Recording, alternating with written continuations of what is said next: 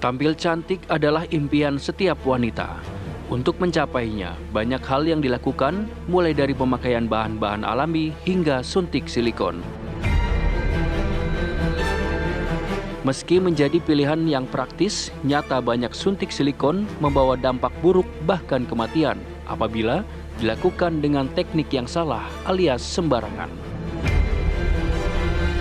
Kasus terbaru dialami seorang mahasiswi asal kota Cirebon, Jawa Barat. Korban tewas di apartemen kawasan Cipulir, Jakarta Selatan setelah melakukan suntik silikon yang dilakukan oleh waria. Padahal tersangka bukan seorang dokter kecantikan. Dirinya belajar suntik silikon secara otodidak setelah belajar melalui tayangan YouTube. Bahkan untuk keperluan tersebut, tersangka membeli peralatan silikon dan obat melalui online. Polisi menegaskan korban tewas karena overdosis silikon. Tim TV One mengabarkan.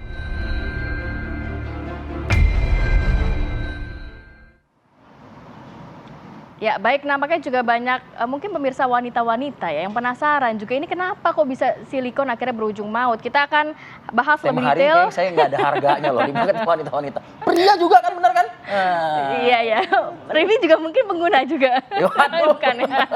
Kita sudah kehadiran dokter cantik pagi hari ini, Dr. Atika Kusuma Dewi, dokter spesialis kulit dan kabar, juga dokter? kelamin. Selamat pagi.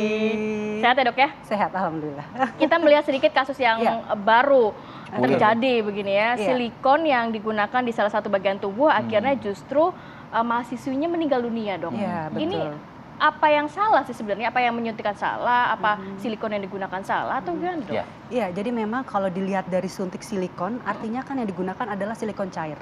Iya. Nah, itu memang sudah tidak boleh dipergunakan di bidang Ada estetik. rekomendasi lagi ya? Ya, di dunia medis sudah tidak direkomendasikan lagi. Nah, namun silikon yang dalam bentuk kantong, nah itu yang memang diperbolehkan. Tapi melalui sifatnya adalah pembedahan oleh dokter yang memang berkompeten, bukan yang memang tidak ada dasarnya sama sekali. Ya, oke. Nah, pertanyaannya lagi, kok dalam kasus yang terjadi di Jakarta Selatan ini, artinya masih ditemukan meskipun tadi sudah tidak direkomendasikan atau tidak dibolehkan lagi. Iya, betul. Nah, ini ada catatan nggak dari teman-teman medis lah begitu? Ya, ini dengan mudahnya mendapatkan silikon cair itu yang memang itu yang akhirnya mungkin disalahgunakan. Dengan mudah berarti oknum bisa dibeli tertentu. secara online atau gimana sih, Dok? Iya, sepertinya seperti itu ya dari korban dari yang melakukan bilangnya memang beli secara online. Iya. Nah, kemudian mereka nggak ada skill menyuntikkan dan akhirnya kemungkinan adalah masuk dalam pembuluh darah. Oke. Yang akhirnya terjadi istilahnya tidak ada oksigen lagi dan mengganggu organ. Nah, akhirnya, berkaca dari kasus yang ini, kabarnya sudah belasan kali, mungkin puluhan kali suntikan silikon itu dilakukan. Nah, ini sebenarnya apakah memang boleh suntikan silikon ini berkali-kali, bahkan di jangka waktu yang panjang sekalipun? Jadi silikon ini kan tadi ya sudah tidak diperbolehkan yang cair tidak boleh sama sekali jadi gitu ya. Andaikan kita memasang silikon yang bentuknya sudah dalam satu kantong itu dengan proses pembedahan. Jadi suntikan mau sekali dua kali pun itu tidak boleh. Beda dengan filler ya. Jadi memang kadang suka ada yang tumpang tindih, oh silikon itu filler itu silikon. Ini itu berbeda ya. Berbeda gitu karena memang kalau filler kan isinya adalah asam hyaluronik acid ya. Nah, kalau silikon cair ini yang memang sudah tidak diperbolehkan sama sekali. Jadi efek ke tubuhnya apabila silikon ini yang Kandungannya masuk ya, ini mungkin memang bisa menyumbat seperti yang terjadi di kasus ini. Masuk dalam tubuh kita menganggap itu suatu benda asing. Tubuh akan mengalami suatu penolakan. Ya, penolakan itu bisa dalam bentuk peradangan. Nah, yang berbahaya adalah kalau penyuntikannya masuk ke dalam pembuluh darah. Pastinya karena dikerjakan bukan oknum dari medis. Dia asal aja masukkan suntikan. Nah, itu bisa intravena masuknya ke dalam vena. Nah, itu yang berbahaya. Apalagi sampai 10 suntikan. Itu satu suntik misalnya 10 mili gitu kan. Artinya sudah kapasitasnya juga sudah berlebih gitu. Dokter, kalau di kaum pria lah gitu ya, mungkin yang justru mungkin kalau mendengar berita soal silikon ini yang nggak bisa diterima oleh akal itu adalah kok memasukkan benda asing, either itu cair maupun yang gel gitu gel, atau ya, gitu kan. Namanya kan dia kan benda asing dimasukkan ke dalam tubuh. Justru berbahaya dong kan gitu loh ibaratnya. Iya, betul. Jadi kalau yang silikon ada kantongnya, itu resiko bocor atau pecahnya juga sangat minimal. Apalagi sekarang Meskipun isinya betul, seperti isinya silikon tapi bukan cair ya. Misalnya dia bentuk gel. Itu memang semakin kesini tuh semakin bagus. Artinya kemampuan dia bertahannya, tidak pecahnya juga semakin baik. Jadi resikonya itu sangat minimal. Begitu. meskipun tetap ada risiko ya. Pasti tetap yang namanya tindakan itu pasti ada suatu risiko. Tapi kalau yang melakukan adalah orang yang tepat di tempat yang juga yang tepat, pasti resiko juga akan Nah, apa yang perlu minimal. diperhatikan oleh wanita-wanita yang ingin melakukan kecantikan, baik silikon, kemudian botox, kemudian ada yang juga terbaru tuh suntik whitening. Ini apa yang perlu diperhatikan? Nanti kita sambung lagi dokter. Di segmen berikutnya tetap bersama kami di Apa Kabar Indonesia Pagi. Oke, nampaknya juga tidak hanya permasalahan suntik silikon saja, tapi yang baru juga viral ini suntik whitening yang akhirnya berdampak terhadap autoimun. Dokter sempat mendengar juga mengenai beritanya ini. Betul. Ini sebenarnya memang karena suntik putihnya kah? Atau gimana sih dok? Ya, jadi kalau kita mau mendirikan suatu diagnosis autoimun, itu memang harus dilakukan suatu pemeriksaan dari awal. Terdiri dari anamnesis kepada pasiennya, pemeriksaan fisik, dan juga ada pemeriksaan laboratorium. Ya. Nah, kalau dilihat dari kasus ini, kita harus tinjau dulu nih, pada saat kita anamnesis, adakah riwayat dalam keluarga yang memang menderita autoimun? Atau pasien sebelumnya pernah nggak Ada gejala autoimun? Cuma memang kadang-kadang autoimun itu tidak selalu menimbulkan gejala, kecuali memang ada faktor pencetus. Karena memang penyebab pasti dari autoimun itu masih belum diketahui, tapi bisa dipengaruhi oleh faktor internal dan faktor eksternal. Internal itu dari tadi genetik dari keluarga. Turunan gitu ya. Terus kemudian faktor eksternalnya bisa karena tadi faktor infeksi virus atau bakteri, faktor stres, atau juga bisa karena obat-obatan.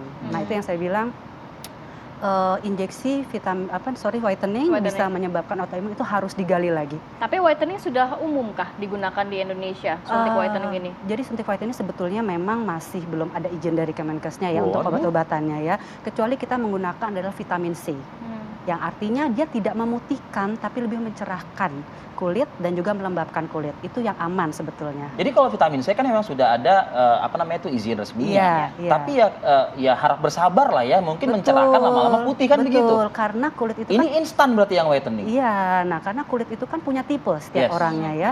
Nah, paling putih dari tubuh kita adalah pada area kulit lengan, seperti kulit lengan dalam. Nah, itu terputihnya dari kulit kita. Nah, jadi maksimal segitu juga dok, nggak bisa jadi putih. Betul, karena putih kita kayak bule. Nggak akan bisa merubah tipe kulit kita karena memang sudah ada genetiknya seperti itu. Kodrat dari Tuhan ini begitu udah gitu.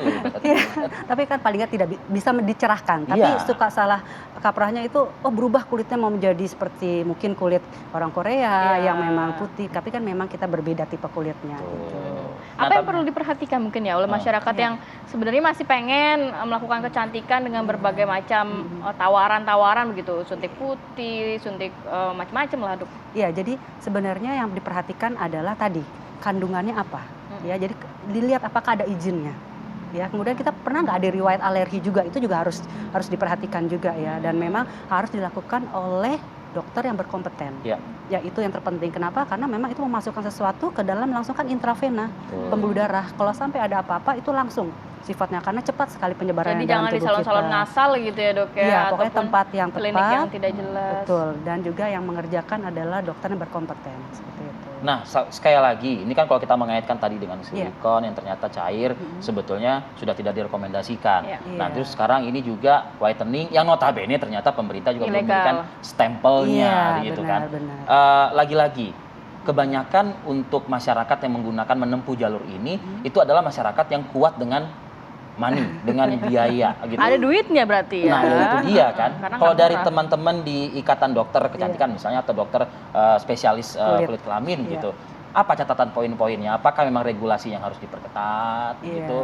Atau literasi masyarakat juga? Betul. Jadi memang edukasi terpenting sebetulnya di masyarakat ya. Memang untuk menjadi putih, menjadi kulit yang cerah itu juga butuh proses. Dan gunakan juga sesuatu yang memang untuk dipergunakan untuk kulit. Atau yang memang aman digunakan masuk ke dalam tubuh kita. Itu penting. Dan juga penjualannya ini yang memang susah ya. Memang sekarang bisa semua akses membeli tanpa harus ada misalnya resep ya, itu yang akhirnya disalahgunakan tanpa mengetahui efek samping jangka pendek dan jangka panjangnya. Itu yang memang cukup bahaya sih. Jadi memang satu lagi nih Rati, ada Apa? pertanyaan tadi dari teman-teman. Yang aman kalau misalnya untuk membentuk tubuh, bagian tubuh gitu. Selain silikon apa tuh, Dok? ya, jadi bisa dilakukan namanya fat transfer. Jadi memindahkan lemak dari tubuh kita ke daerah yang memang mau kita bentuk. Itu melalui suatu pembedahan. Saya berlemak nih, Dok, jujur aja. Nggak bisa dikirim ke saya, Vi. Harus ke Rivi sendiri. Ya enggak lah, buat diri saya kirim gitu. Oh bisa dengan fat transfer? Iya, jadi memang dilakukan tapi dengan proses pembedahan ya. Jadi itu pun juga lemak yang surgery ya? Betul, itu diambil kemudian dipersiapkan lemak itu untuk dimasukkan di tempat baru. Jadi donor lemaknya juga memang dipilih, bukan jadi asal memang aja. aman seperti itu ya, Dok ya? Ya, bisa itu atau silikon yang tadi bentuknya ada kantongnya. Ada kantongnya, itu opsi pilihannya. Coba memang semuanya tidak ada yang kilat, tidak ada Tidak ada yang yang instan, jadi memang membutuh Semua butuh proses dan proses. memang semuanya pun pasti ada efek dari pengerjaannya, tapi dapat minimal kalau memang dilakukan oleh dokter yang berkompeten. Jadi seperti sebagai wanita yang ingin mempercantik diri juga harus membekali diri dengan ilmunya juga. betul Riset-riset sekali. juga apakah Iya. memang ini dokternya sudah kompeten belum, Betul, begitu tempatnya sudah bagus belum, betul begitu ya. sekali, Alat yang Mbak. digunakan, barang yang dimasukkan juga apakah sudah baik belum Iya, untuk tubuh kita, begitu benar. ya. Sekarang harus lebih pintar. Nah, itu Gitu. dia. Tidak hanya Saya pintar cantik karena ya, saya pintar. mengundang Dokter Atika Pak. Terima kasih banyak Dokter Sama-sama, Atika sudah berbagi Mbak. informasi. Sehat selalu, sukses untuk Sehat Iya, selalu, terima kasih. sama